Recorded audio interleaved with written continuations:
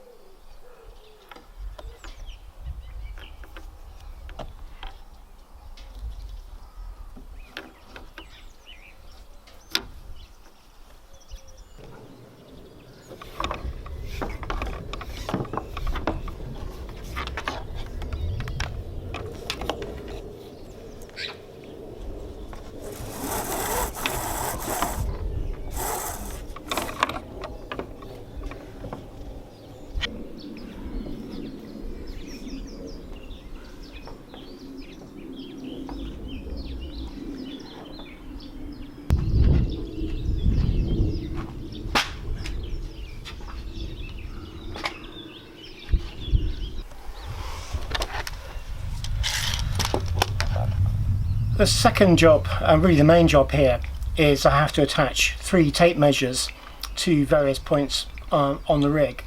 The really important one is at the throat of the gaff, because from that point I take 3 measurements. That's the luff length, the gaff length, and the, of course, call it the throat diagonal. That's the diagonal measurement between the throat and the eventual point in space which creates the clue. So that's 3 measurements from one place. And then of course there's the peak measurements, so that's another tape measure attached to about 2 inches inside the end of the gaff.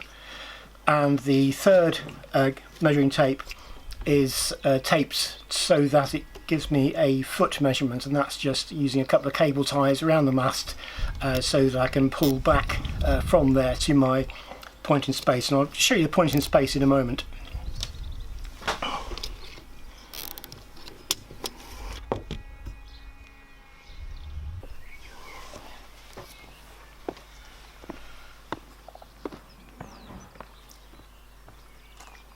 So one of the main jobs that I have to do here is to create what's called a PIS, or point in space, and that's at the clue of the mainsail, or to delineate the position where the clue is going to be. So I've taken that from John's drawings and seen where that should arrive roughly, and what I've done is attached a stainless steel ring with a bit of cordage to set the right height. That's attached to the trailer so that it pulls into about the right position, and I've measured that off with the tape measure from the foot of the mast, and secured that up with the cordage, which I've also attached to the peak of the sail, and that gives me a triangulated position of distance away from the foot of the mast and distance down from the peak of the sail. And finally gives me a measurement, and this is really probably the most critical measurement with a four-sided sail, is the diagonal from the corner of the throat of the gaff down to the point in space.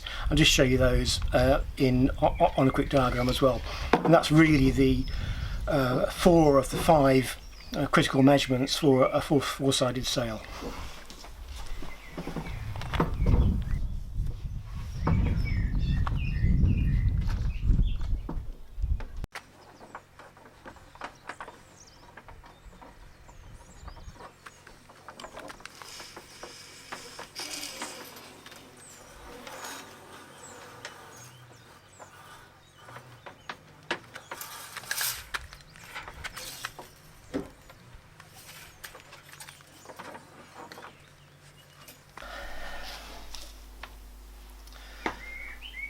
So I think that's it. I think I've got the main measurements, and that's my luff length, my leech length, the length of the gaff, the foot, and the throat diagonal. So those are what you can see on here.